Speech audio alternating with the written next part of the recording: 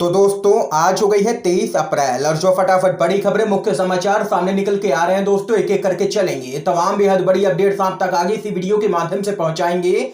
सभी मुख्य समाचार हैं, ये वो खबरें हैं जो गोदी मीडिया आप तक नहीं पहुंचाता है, इसलिए इन सभी खबरों को जानने के लिए लगातार हमारे साथ आगे इसी वीडियो में बने रहिएगा। तो वहीं दोस्तों, खबरों की तरफ चलने से पहले आप लोगों से एक छोटा सा निवेदन है कि अगर आप लोग भी कोरोना के मोर्चे पर केंद्र की मोदी सरकार को पूरी तरीके से विफल मानते हैं तो इस वीडियो को लाइक कीजिए, अपना समर्थन दर्ज करवाइए और लाल कलर के बटन को दबा करके चैनल को फ्री में सब्सक्राइब करके बेल के आइकन को जरूर दबाइए दोस्तों। और किसानों के समर्थन में कमेंट बॉक्स में कमेंट करना बिल्कुल भी मत भूलिए। जय जवान जय किसान। दरअसल दोस्तों, पहली बड़ी खबर आप लोगों को बताते चलें, आचार्य का पीएम मोदी पर तंज, ऑक्सीजन नहीं दे सकते हैं तो इस्तीफा ही दे दो, आत्मनिर्भर देश है खुद संभाल लेगा। आप लोगों को बताते चलें, देश में कोरोना संक्रमण की दूसरी लहर में मची हाहाकार दुनिया भर में सुनाई दे रही है। हर दिन भारत में कोरोना संक्रमित मरीजों की संख्या में इजाफा देखने को मिल रहा है। आप लोगों को बताते चलें, खासतौर पर कई राज्यों में मरीजों को इलाज के लिए ना तो बेड्स मिल पा रहे हैं और ना ही ऑक्सीजन। कई राज्यों में इलाज ना मिल पाने के कारण लोग अस्पतालों के बाहर ही दम तोड़ रहे हैं। इसी वजह से मोदी सरकार विदेशी मीडिया के निशाने पर भी आ चुके हैं, क्योंकि इस देश की गोदी मीडिया तो कोई सवाल करने की हिम्मत तक नहीं कर सकता है इस सरकार से। विदेशी मीडिया ने भी भारत की चरमरा चुकी स्वास्थ्य व्यवस्था को लेकर के काफी चिंता जाहिर की है। तो वहीं कांग्रेस के नेता आचार्य प्रमोद कृष्णम ने इस मामले में देश के प्रधानमंत्री मोदी पर जबरदस्त हमला बोला है। उन्होंने कहा है कि ऑक्सीजन नहीं दे सकते तो इस्तीफा ही दे दो, आत्मनिर्भर देश है स्वयं ही संभल जाएगा। तो वहीं इस बीच अगली बड़ी खबर आप लोगों को बताते चलें, गुजरात में 3000 करोड़ की मूर्ति बनी और केरल में 58 करोड़ का ऑक्सीजन प्लांट। आज केरल जान बचा रहा है। आप लोगों को बताते चलें, पूरा देश कोरोना से त्राहिमाम कर रहा है। कोरोना संक्रमित मरीजों के साथ साथ मौतों की संख्या भी बढ़ती ही जा रही है। गौरतलब है कि जितने लोगों की मौत बीमारी से नहीं हो रही है, उससे कहीं ज्यादा लोग ऑक्सीजन की कमी से मर रहे हैं। जिस देश की सरकार के लिए अस्पताल और ऑक्सीजन प्लांट से ज्यादा महत्वपूर्ण मूर्ति है, वहां तो ऐसे हालात बनने ही थे। इस बीच आप लोगों को बताते चले, देश भर में केरल के ऑक्सीजन प्लांट की चर्चा हो रही है जोरों शोरों से, जहां से पूरे देश के अस्पतालों को ऑक्सीजन मुहैया करवाई जा रही है और उसकी सराहना की जा रही है। तो वहीं देश के जाने माने पत्रकार ओम थानवी ने ट्विटर पर गुजरात मॉडल और केरल मॉडल की तुलना करते हुए एक ट्वीट किया है और कहा है कि गुजरात मॉडल बनाम केरल मॉडल।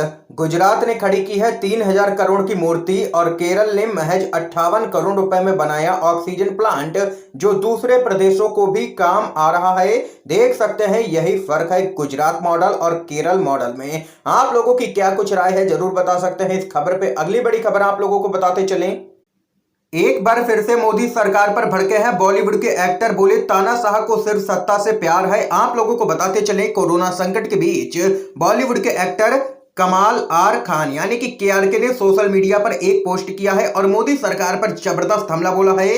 केआरके ने सरकार पर भड़ास निकालते हुए लिखा है कि सेंट्रल गवर्नमेंट की यह जिम्मेदारी बनती है कि देश भर में ऑक्सीजन की सप्लाई सुनिश्चित करे। अगर लोग अस्पतालों में ऑक्सीजन की कमी से मर रहे हैं तो आप लोग समझ सकते हैं कि इस बात का जिम्मेदार आखिर कौन है।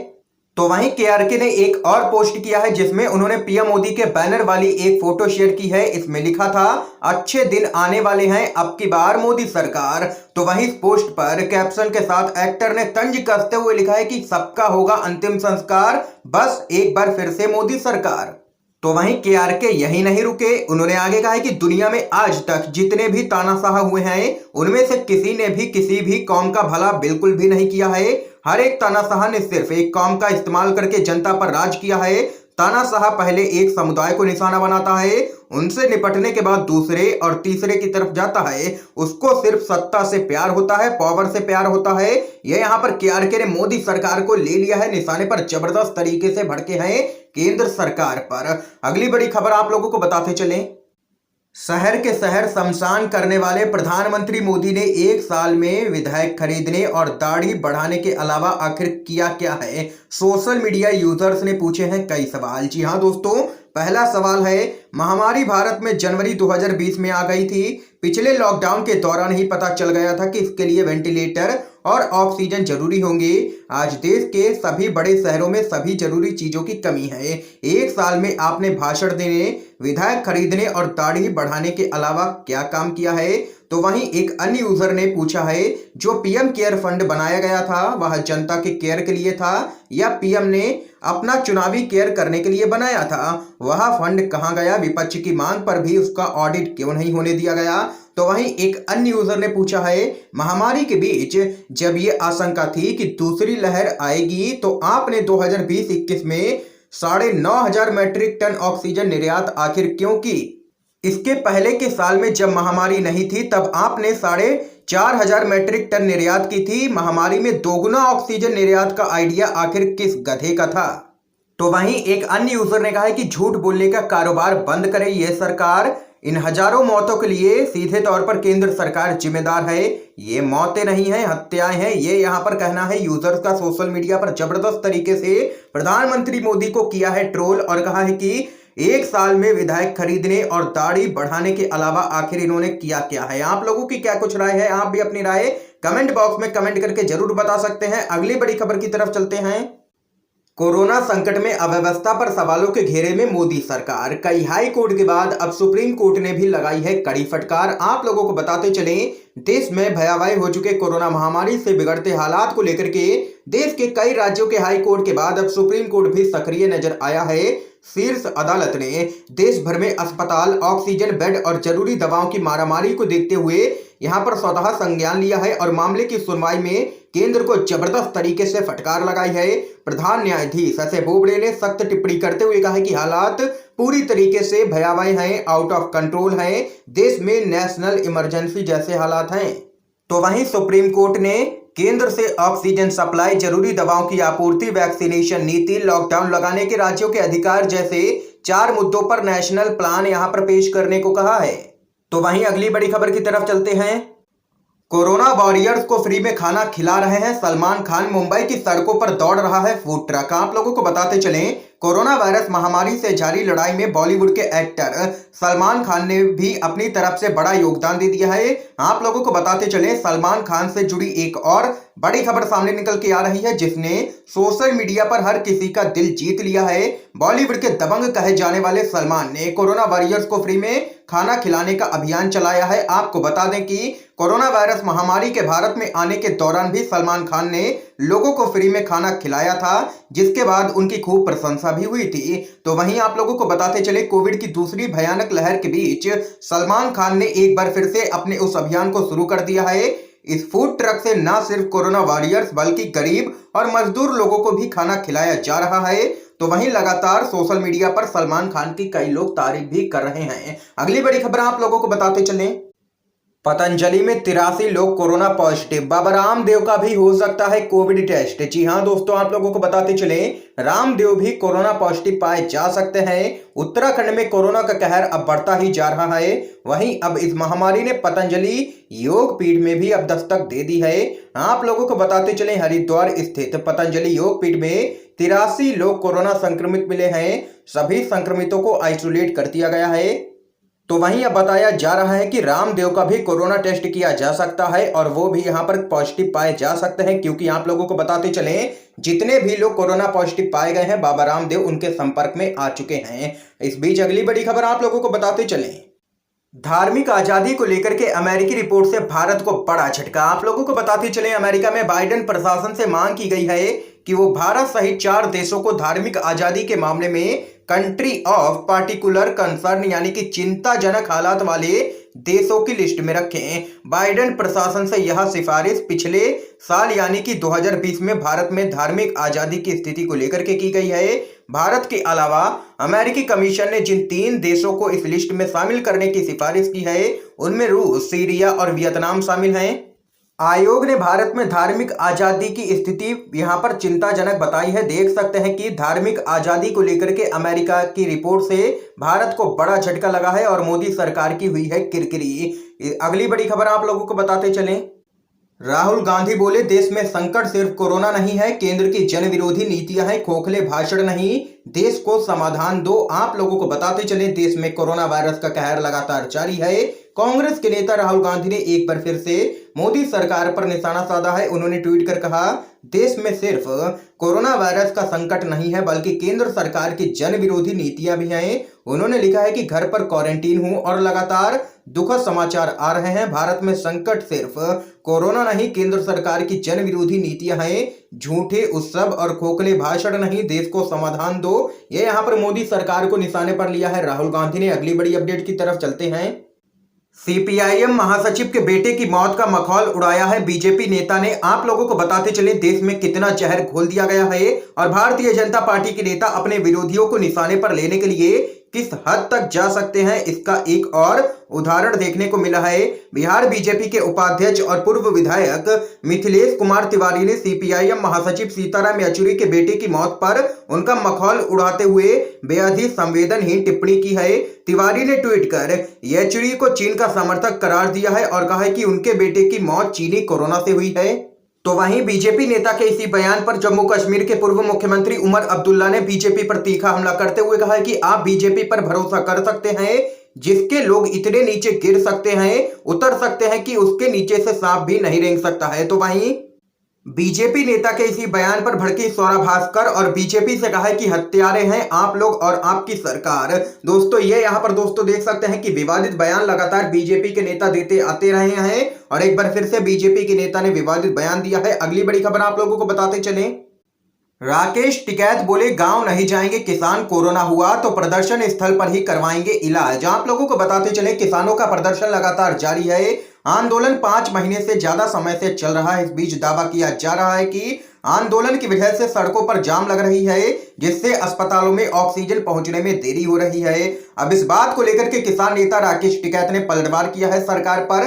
राकेश टिकैत ने कहा है कि बॉर्डर तो खुला हुआ है, ऐसी बातें आखिर क्यों कही जा रही हैं, इसकी जांच होनी चाहिए। किसानों को बदनाम क्यों किया जा रहा है। राकेश टिकैत ने कहा है कि हम किसानों को यहां से जाने के लिए नहीं कहेंगे, ये आंदोलन लगातार जारी रहेगा। ये यहां पर बयान सामने निकल के आया है किसान नेता राकेश टिकैत की तरफ से। अगली बड़ी खबर आप लोगों को दोस्तों बताते चलें।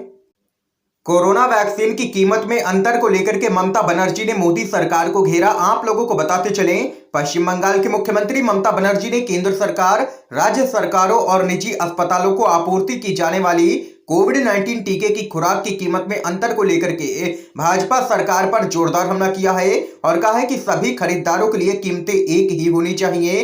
भाजपा के नारे एक देश एक पार्टी एक नेता का मजाक उड़ाते हुए ममता बनर्जी ने जोर दिया है कि सभी भारतीयों को उसकी उम्र और निवास से परे मुफ्त में टीका मुहैया करवाया जाना चाहिए। भारत सरकार कोविड-19 टीके की बस एक कीमत तय करे, चाहे उसे केंद्र खरीदे या फिर राज्य। देख सकते हैं कि इस पूरे मामले को लेकर के लगातार विपक्ष केंद्र सरकार पर हमलावर है। एक और बड़ी खबर आप लोगों को बताते चलें। कोरोना के बढ़ते प्रकोप के बीच राहुल गांधी का संदेश, कहा हम वायरस को हराएंगे, फिर से गले मिलेंगे। आप लोगों को बताते चलें, देश भर में कोरोना का कहर लगातार जारी है। देश में हर जगह त्राहिमाम मचा हुआ है। इस बीच कांग्रेस के नेता राहुल गांधी ने उम्मीद जताई है कि चीजें बदल जाएंगी और एक समय आएगा जब लोग एक बार फिर से गले मिलेंगे।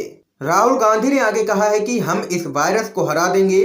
उन्होंने आगे कहा है कि मैं अपने सभी स्वास्थ्य कार्यकर्ताओं और फ्रंटलाइन कार्यकर्ताओं को उनके बलिदान और निरंतर समर्पण के लिए धन्यवाद देना चाहता हूं। सैकड़ों और हजारों भारतीय नागरिक अपने साथी देशवासियों की मदद करने के लिए आगे आ रहे हैं। आप में से हर कोई हमें उम्मीद देता है, ये यहाँ पर राहुल गांधी का कहना है। अगली बड़ी खबर जान लेते हैं। यूपीए 1 में लालू बिहार को विशेष सुविधा दिलाते थे, एनडीए के 39 सांसद आखिर क्या कर रहे हैं, बेड तक नहीं दिला पा रहे हैं। ये यहाँ पर एनडीए सरकार को लिया है तेजस्वी यादव ने निशाने पर। आप लोगों को बताते चलें, कोरोना की दूसरी लहर से बिहार का बुरा हाल हो चुका है। जेडीयू और भाजपा की सरकार जिस रफ्तार से काम कर रही है, उससे राज्य के लोगों की समस्याओं का समाधान नहीं होने वाला है।